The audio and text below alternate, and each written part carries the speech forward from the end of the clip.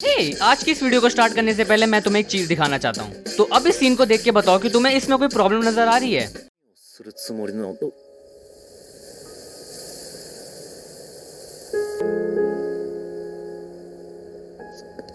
友達のキスだからただの横礼だからね and हम उस किस बिटवीन फ्रेंड वाली बात को इग्नोर करने की कोशिश करेंगे क्योंकि ये एनिमे है, इसमें थोड़ी बहुत अनरियलिस्टिक चीजें आ जाती हैं। मैं तुम सब पे भरोसा नहीं करता, इसलिए मैं ही तुम्हें बता देता हूँ इस सीन में दिक्कत क्या है। दिक्कत की बात ये है कि हमारा ये लौंडा 1 month ओल्ड है। यस, मतलब 1 महीने का है ये चूतिया। तो FBI तुम बुला रहे हो या मैं बुलाऊं?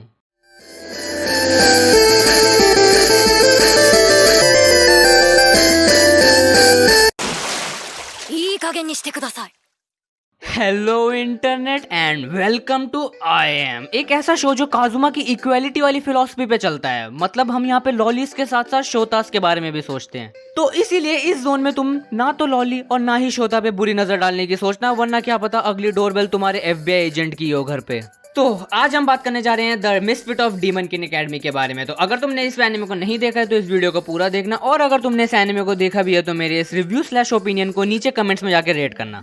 The Misfit of Demon King Academy is originally written by Shu and ये बिगिन होती है as an amateur web novel. But बोलते हैं ना कि best thing about time is that it changes, और अब देख लो इसका एक एनिमे सीरीज भी निकल चुकी है। तो ये एनिमे टेक प्लेस करता है एक टाइप के माइथोलॉजिकल वर्ल्ड में, जहाँ पे ह्यूमन डीमन स्पिरिट्स आपस में वॉर में थे 2000 साल पहले। जहाँ पे डीमंस के पास उनका फाउंडिंग एंसेस्टर डीमन किंग था, ह्यूमंस के पास उनका हीरोज था, और स्पिरिट्स के पास उनका नो वन केयर्स। तो डीमन किंग इतना स्ट्रॉन्ग था कि वो गॉड्स तक को किल कर सकता था, इसलिए गॉड्स ने एक ह्यूमन को ब्लेसिंग देकर उसे हीरो बनाया ताकि वो डीमन किंग से जाके लड़ सके और उसे मार सके। क्योंकि ऑफ कोर्स एक गॉड खुद जाके क्यों लड़े जबकि तुम एक इनोसेंट ह्यूमन को ब्लेसिंग देके उसको मरने के लिए भेज सकते हो। Long story short, hero demon king को किल नहीं कर पाता था और डीमन किंग हीरो को किल नहीं कर सकता था क्योंकि वो बार बार रिसरेक्ट हो सकता था। तो बोर होकर डीमन किंग ने एक दिन सोचा कि क्यों ना इस पीस जैसी चीज को भी एक बार ट्राई करके देखें, और उसने अपनी लाइफ गिव अप करके सारे रेलम के बीच में एक वॉल बना दी ताकि कोई वॉर हो ही ना सके। और हीरो जिसका नाम कैनॉन था उसे प्रॉमिस किया कि जब वो पीसफुल वर्ल्ड में रीइंकार्नेट होंगे तो वो फ्रेंड्स बनेंगे। तो 2000 साल बाद हमारा डीमन किंग जिसका नाम एनोस वोल्डिगोड है वो रीइंकार्नेट होता है, यानी उसका पुनर्जन्म होता है, और पैदा होते ही वो ये कांड करता है। あなた見て私たちの赤ちゃん ああよしお前の名前はアノス・ボルディゴードだ अब यहाँ से स्टोरी इंटरेस्टिंग होना स्टार्ट होती है क्योंकि एनोस इंस्टेड की एक रॉयल या फिर प्योर ब्लड डीमन की तरह रीबॉर्न हो, वो बल्कि एक हाइब्रिड की तरह रीबॉर्न होता है जो कि डीमन किंग बनने के लिए एलिजिबल ही नहीं होते according to royal blood demons. और रॉयल ब्लड से मेरा मतलब है खुद एनोस का ब्लड, क्योंकि वही 2000 साल पहले उनका एंसेस्टर था। तो लिटरली पैदा होने के 1 महीने बाद एनोस वोल्डिगोड डीमन किंग एकेडमी में एडमिशन ले लेता है, जो नाम से पता चल रहा है डीमन किंग बनने के लिए पढ़ाती है।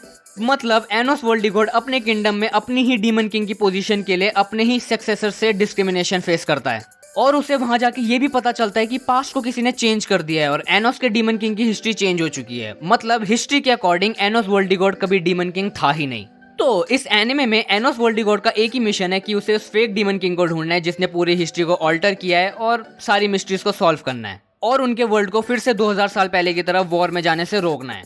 मेरे ओपिनियन से the Misfit of Demon King academy एक अच्छा एनिमे है क्योंकि इसमें फालतू के एची सीन्स नहीं है और फालतू की कॉमेडी भी नहीं है, बल्कि इस एनिमे में खुद की एक स्ट्रॉन्ग स्टोरी है जो तुम्हें एंटरटेन करेगी। और हाँ, इस एनिमे को देखकर तुम्हें the devil is a part timer की याद आ सकती है, बट इन दी एंड वो दोनों अलग अलग शो हैं और दोनों की अपनी अलग अलग स्टोरी है, और दोनों ही बहुत अच्छे एनिमे हैं। तो अगर तुम कोई एनिमे ढूंढ रहे हो देखने के लिए तो इस एनिमे को जरूर ट्राई करना। तो अगर तुम्हें वीडियो पसंद आई हो तो उस लाइक बटन को रीइंकार्नेट होकर दबाना या रीसेलेक्ट होकर दबाना, मुझे नहीं पता, बस वो बटन दब जाना चाहिए। और ऐसे ही एनिमे रिलेटेड कंटेंट के लिए सब्सक्राइब कर देना, इट हेल्प्स अ लॉट। और अपने व्यूज या सजेशन देने के लिए नीचे कमेंट्स में जाकर कमेंट कर देना। मैं था तुम्हारा सेंपाई, ओवर एंड आउट।